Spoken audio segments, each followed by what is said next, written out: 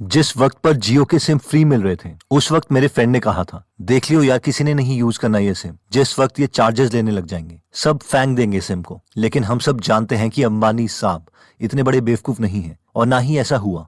हमें पता है कि आज जियो कहां पर है और एयरटेल की हालत क्या है, लेकिन ऐसा हुआ क्यों? आपको पता है कि अगर हम बिजनेस में सेल्स करना चाहते हैं और प्रॉफिट कमाना चाहते हैं और अगर हम चाहते हैं कि हमारे कस्टमर्स हमारे पास बार बार आए तो उसका एक ही तरीका है। और क्या आप वो तरीका जानना चाहते हैं? इन्फ्लुएंस। हमें उन्हें इन्फ्लुएंस करना पड़ेगा अपने प्रोडक्ट की तरफ, अपनी तरफ। ज्यादातर लोग सोचते हैं कि चीजों को खूबसूरत बना के सेल्स होती है, इसलिए वो अपनी वेबसाइट को खूबसूरत बनाते हैं, पैम्पलेट्स को खूबसूरत बनाते हैं और इनसे असर भी पड़ता है, लेकिन बहुत कम। वो ही इंसान मैक्सिमम प्रोडक्ट सेल कर पाएगा जो अपने कस्टमर के ब्रेन को इन्फ्लुएंस कर सकता है, ह्यूमन साइकोलॉजी को समझता है। और आज इस वीडियो में हम 7 प्रिंसिपल्स के बारे में बात करेंगे जो आप अभी से अपने बिजनेस में इंप्लीमेंट करना स्टार्ट कर सकते हैं। तो सबसे पहले आता है कॉन्ट्रास्ट प्रिंसिपल। यह प्रिंसिपल कहता है कि अगर आपको 2 चीजें दिखाई जाती हैं जो कि एक दूसरे से अलग हैं, तो आप उन दोनों चीजों को ज्यादा अलग समझोगे जितने की वो है भी नहीं। अगर हम किसी हल्की चीज को पहले उठाते हैं और उसके बाद भारी चीज को, तो हम उस भारी चीज को उसके एक्चुअल भार से ज्यादा भारी समझेंगे। एक स्टडी में स्टूडेंट्स के सामने 3 बाल्टियां रखी गई। पहली में बहुत ठंडा पानी था, दूसरी में पानी नॉर्मल रूम टेम्परेचर पर था और तीसरी में गर्म पानी था। स्टूडेंट्स को बताया गया कि उन्हें एक हाथ ठंडे पानी में रखना है और दूसरा हाथ गर्म पानी में।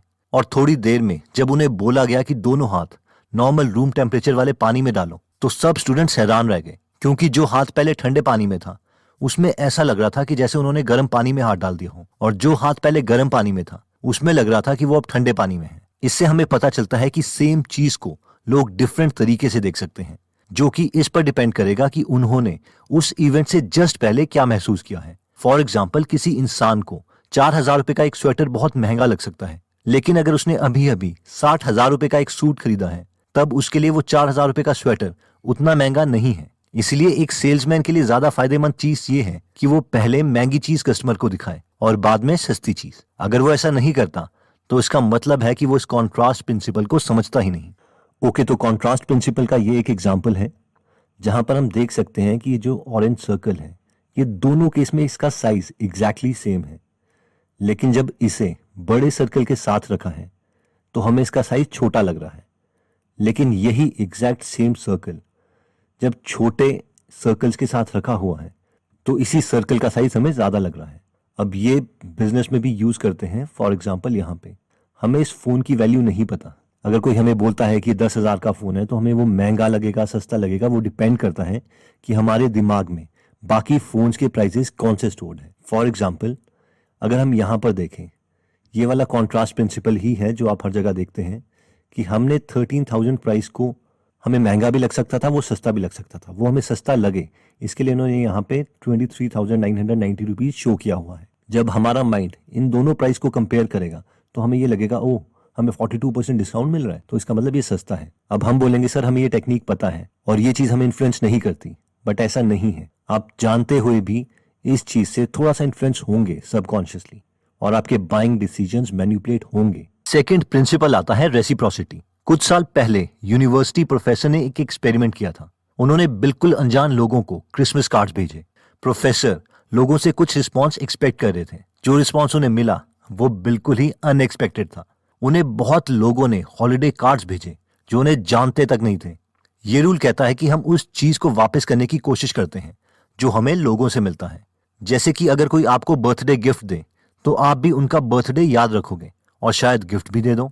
वैसे ही अगर हमें कोई पार्टी में इनवाइट करता है तो हम भी उसे पार्टी में इनवाइट करेंगे। ये एक रेसिप्रोसिटी का एग्जांपल आता है जहां पर जेफ वॉकर एक पीडीएफ के बदले हमसे नाम और ईमेल एड्रेस मांग रहे हैं, और अगर ये अपना प्रोडक्ट इस वक्त नहीं देते, एक पीडीएफ हमें फ्री नहीं देते, तो यहाँ पे जो ऑप्ट इन रेट है वो बहुत कम होता।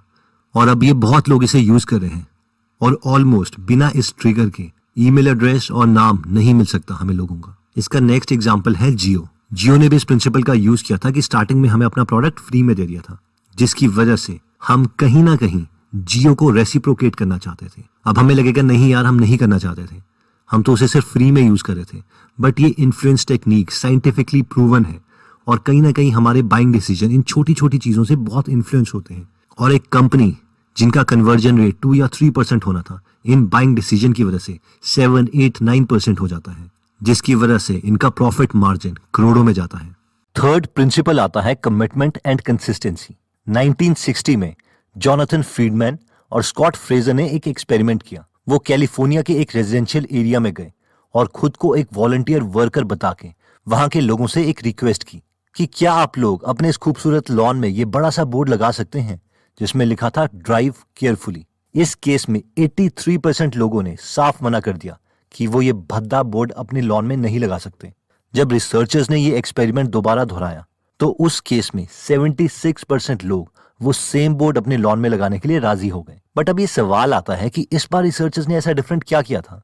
इस केस में रिसर्चर्स ने 2 हफ्ते पहले एक और वॉलंटियर को भेजा था जिसने एक 3 इंच का छोटा सा स्टिकर लोगों को अपने घर की खिड़की में लगाने के लिए बोला था जिसमें लिखा था सेफ ड्राइवर। क्योंकि वो स्टिकर बहुत ही छोटा था इसलिए मैक्सिमम लोग इसे लगाने के लिए राजी हो गए थे और कमिटमेंट कर चुके थे। इसलिए इन्हीं लोगों को जब 2 हफ्ते बाद बड़ी रिक्वेस्ट की तो वो उसे भी मान गए। कमिटमेंट एंड कंसिस्टेंसी का ये एक अच्छा एग्जांपल है जहां पे ये लोग लिखते हैं 13 ways to increase your conversion rate right now। अब होना क्या है कि एक पीडीएफ के बदले आप इन्हें अपना नाम और ईमेल एड्रेस दें। ये डायरेक्टली भी आपसे मांग सकते थे, लेकिन इन्होंने क्या किया, इन्होंने इस प्रिंसिपल का यूज किया।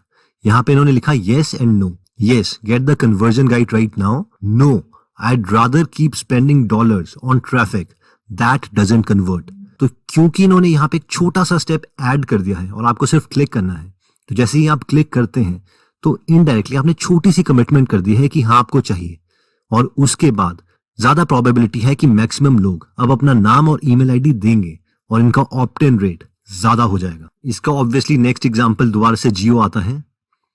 जियो ने भी ऐसा ही किया था कि हमारे से कमिटमेंट करवा ली थी स्टार्टिंग में अपना प्रोडक्ट फ्री देके, और उसके बाद जब वो थोड़ी सी कमिटमेंट हो गई थी तो मैक्सिमम लोग ने जियो को ऑप्ट ही रखा और इसे छोड़ा नहीं, जिसकी वजह से इन्होंने भारती एयरटेल को भी ओवरटेक कर दिया जो कि उस वक्त सबसे बेस्ट नेटवर्क था, और आज इसकी हालत थोड़ी बुरी चल रही है। फोर्थ प्रिंसिपल आता है सोशल प्रूफ।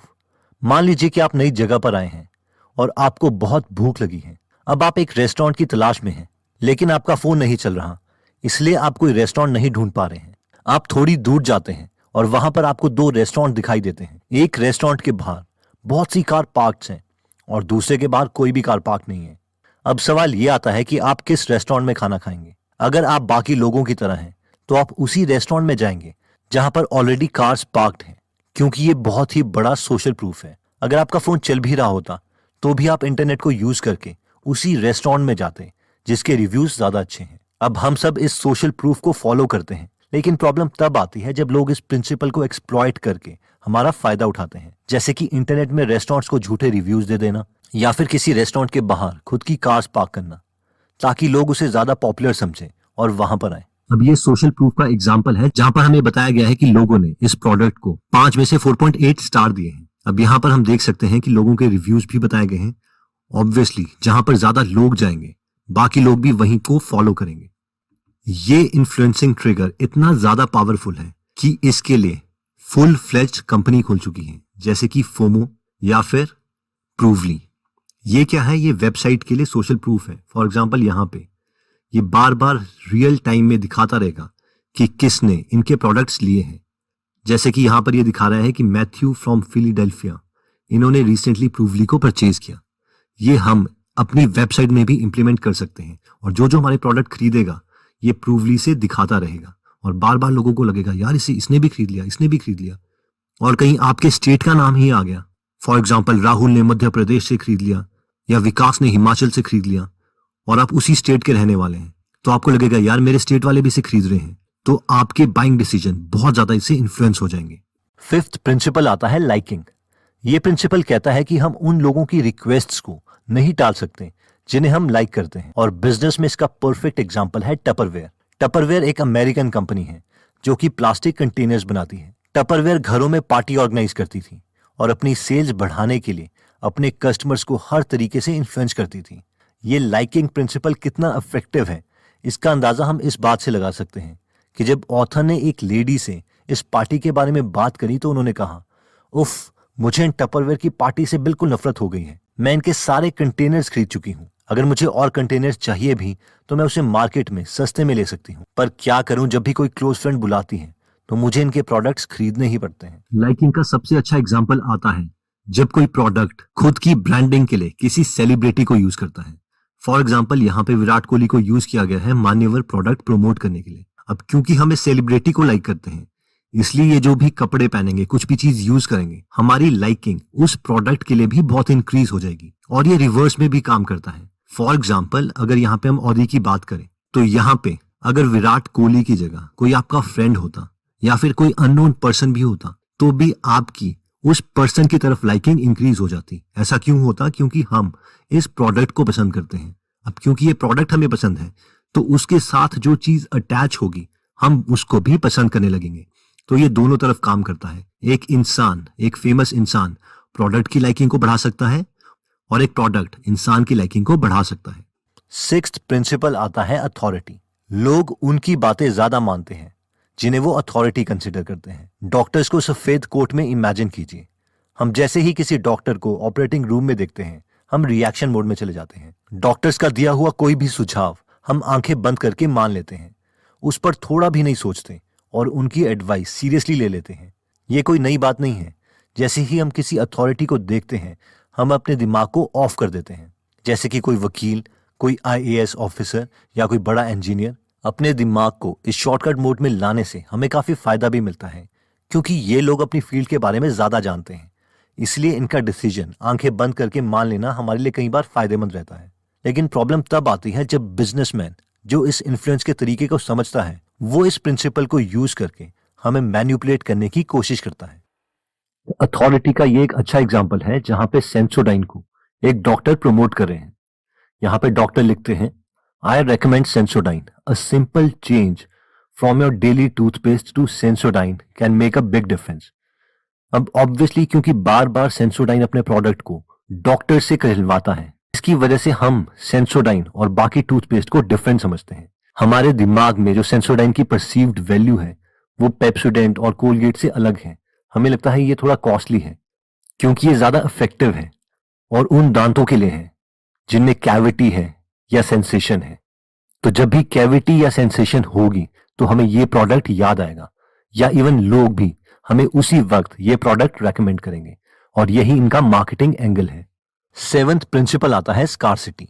लोगों को किसी चीज को पाने के मुकाबले किसी चीज को खोने का आइडिया ज्यादा इन्फ्लुएंस करता है। रिचर्ड इस प्रिंसिपल को खूब अच्छे से समझते थे और उन्हें अपने कॉलेज फीस देने के लिए वीकेंड में सिर्फ 2 से 4 घंटे ही काम करना पड़ता था। बाकी पूरा हफ्ता वो आराम से अपनी स्टडीज को देते। रिचर्ड कार्स बेचते थे, सेकेंड हैंड कार्स। एक हफ्ते वो एक कार खरीदते, उसे साबुन और पानी से साफ करते, न्यूज़पेपर में ऐड देते और अगले हफ्ते ही उसे ज्यादा प्राइस में बेच देते। हर बार उनकी कार ज्यादा प्राइस में ही बिकती थी। इसके लिए वो स्कार्सिटी प्रिंसिपल का इस्तेमाल करते। पिछले हफ्ते ही जो उन्होंने कार खरीदी हुई होती थी उसकी एड वो न्यूज़पेपर में दे देते और जब लोग उस कार के बारे में इंक्वायरी करने के लिए कॉल करते तो रिचर्ड उन सबको अपॉइंटमेंट देते थे, सेम अपॉइंटमेंट टाइम। मान लीजिए कि उन्होंने सबको 2 बजे बुलाया है। जैसे ही पहला कस्टमर उनके पास पहुंचता वो उसे कार दिखाने लगते। कस्टमर कार में कमियां निकालता और प्राइस कम करने के लिए बोलता। इतनी ही देर में दूसरा कस्टमर भी वहां पर आ जाता था। रिचर्ड बताते हैं कि वो कस्टमर के एक्सप्रेशंस को एकदम चेंज होते देखते थे। दोनों कस्टमर्स को वो कार अचानक अच्छी लगने लगती थी। रिचर्ड उनमें जेलसी पैदा करने के लिए दूसरे कस्टमर को बोलते कि आप वेट कीजिए, आपसे पहले ये आए हैं, इसलिए इन्हें कार अगर पसंद नहीं आई तो ही आपको कार मिलेगी। अब उन कस्टमर्स का ब्रेन उस कार की अच्छाइयां और बुराइयां देखने के बजाय इस बात में लग जाता था कि अगर उन्हें ये कार खरीदनी है तो अभी खरीदनी पड़ेगी वरना कभी नहीं। इतनी ही देर में वहां से तीसरा कस्टमर आ जाता। रिचर्ड बताते हैं कि इतना कंपटीशन पहले कस्टमर के लिए सहन करना बहुत मुश्किल हो जाता था और ज्यादातर पहला कस्टमर ही उस कार को खरीद लेता था। इस केस में रिचर्ड ने 2 काम किए। पहला उनको इमोशनल कर दिया जिसकी वजह से अब वो दिमाग से नहीं बल्कि इमोशनल होकर डिसीजन ले रहे थे। दूसरा, उस कंपटीशन की वजह से उन्हें लगा कि उस कार के बहुत सारे कस्टमर्स हैं, क्योंकि अगर उनके सामने ही 3 लोग आ गए हैं तो बाद में पता नहीं कितने लोग आएंगे। पर उन बेचारों को यह नहीं पता था कि सिर्फ वो 3 ही लोग इस कार को खरीदने में इंटरेस्टेड हैं। तो स्कार्सिटी के आपने इस तरीके से ऑनलाइन एग्जाम्पल जरूर देखे होंगे। फॉर एग्जाम्पल यहाँ पे होटल रूम बुक करने के लिए ये 2 एग्जाम्पल्स हैं और यहाँ पे लिखा है only 6 rooms left on our site, यानी सिर्फ 6 रूम अवेलेबल हैं। तो ऑब्वियसली ये हमारा बाइंग डिसीजन चेंज कर सकता है। अगर ये लाइन यहाँ पर नहीं लिखी होती तो हम इसकी तरफ कम इन्फ्लुएंस होते, और यहाँ पे यही लाइन लिखी है only 1 room left on our site. तो अगर ये 2 रूम्स हैं और हर बाकी चीज सेम है, 2 एग्जैक्ट सेम रूम्स है और बाकी हर पैरामीटर सेम है, और सिर्फ इस लाइन का डिफरेंस अगर हम स्प्लिट टेस्ट करते हैं तो हम इस रूम की तरफ ज्यादा इन्फ्लुएंस होंगे, क्योंकि ये सिर्फ एक रूम बचा है, यानी स्कार्सिटी है, और जिस चीज की ज्यादा कमी होगी उसी चीज की ज्यादा डिमांड होगी। यहाँ पर हम देख सकते हैं इन्होंने बाकी भी सोशल प्रूफ्स भी यूज करे हैं। फॉर एग्जांपल 486 रिव्यूज, तो आपको लगेगा यार इतना अब 8.9 दिया है आउट ऑफ 10 तो ये अच्छा होगा रूम, और यहाँ पे 93 रिव्यूज 9.5, तो ये भी आपको लगेगा अच्छा है। तो ये भी जो सोशल प्रूफ है ऑब्वियसली ये हमें इन्फ्लुएंस कर रहे हैं हमारे बाइंग डिसीजंस को भी। यहाँ पर एक और लाइन है booked 2 times for our dates in the last 24 hours on our site. तो 24 घंटे में 2 बार बुक कर दिया गया है, तो और हमें ये थोड़ा इन्फ्लुएंस करेगा। ऑब्वियसली ये चीजों को खूबसूरत बनाने के लिए नहीं लिखा गया है। इमेजेस की जो रूम की इमेजेस हैं वो अच्छी हैं, लेकिन बाकी हर चीज जो यहाँ पे लिखी है टेक्स्ट, वो हमें इन्फ्लुएंस करने के लिए ही लिखी गई है ताकि हमारे बाइंग डिसीजंस चेंज हो। तो दोस्तों हमने इस वीडियो में टोटल 7 प्रिंसिपल्स देखे अपना प्रोडक्ट लेने के लिए, जिसमें सबसे पहले हमने देखा था कॉन्ट्रास्ट प्रिंसिपल, यानी ह्यूमन माइंड किसी प्रोडक्ट का प्राइस बताने का इनकेपेबल है। उसे किसी प्रोडक्ट के प्राइस को इवैल्यूएट करने के लिए कंपैरिजन करना पड़ता है। इसीलिए अपने कस्टमर्स को 2 प्राइस बताएं, जिनमें से एक महंगा हो और एक सस्ता, ताकि वो सस्ते वाले को ऑप्ट कर लें। नेक्स्ट हमने देखा था रेसिप्रोसिटी, यानी अगर किसी के लिए आप अच्छा करते हैं तो वो भी आपके लिए अच्छा करना चाहेगा। अब बेशक आपको लगेगा ये प्रिंसिपल काम नहीं करता, लेकिन ये one of the most effective principles में आता है। नेक्स्ट था कमिटमेंट एंड कंसिस्टेंसी, यानी जब कोई आपके लिए छोटा काम कर देता है तो उसे बड़ा काम करवाना थोड़ा सा आसान हो जाता है। ये प्रिंसिपल भी लोगों के बाइंग डिसीजंस को इन्फ्लुएंस करने में बहुत काम आता है। नेक्स्ट आता है सोशल प्रूफ, यानी अगर आप लोगों को प्रूव कर सकते हैं कि आपके प्रोडक्ट की डिमांड ज्यादा है एज कंपेयर टू आपके कॉम्पिटिटर के प्रोडक्ट की डिमांड, तो लोग आपके प्रोडक्ट को ज्यादा प्रेफर करेंगे। नेक्स्ट है लाइकिंग, अगर लोग आपको पसंद करते हैं तो बेशक आपका प्रोडक्ट एवरेज भी है, फिर भी वो आपका प्रोडक्ट ज्यादा प्रेफर करेंगे। नेक्स्ट था अथॉरिटी, यानी हम अथॉरिटी को यूज करके अपने प्रोडक्ट की सेल्स इंक्रीज कर सकते हैं। फॉर एग्जांपल पेप्सोडेंट की एडवर्टाइजमेंट में हम डॉक्टर को दिखा के उसे बेस्ट बुलवा सकते हैं। और फाइनली 7th प्रिंसिपल था स्कार्सिटी, यानी जो चीज ज्यादा कम होती है लोग उसे ही ज्यादा पाना चाहते हैं। इसलिए अगर आप ये दिखाते हैं कि आपके प्रोडक्ट की डिमांड ज्यादा है और सप्लाई बहुत कम है, तो हम अपने कस्टमर्स के बाइंग डिसीजन को बहुत ज्यादा इन्फ्लुएंस कर सकते हैं। दोस्तों ये बुक बहुत काम की है, और अगर आप इसका detailed audio book summary version सुनना चाहते हैं तो आप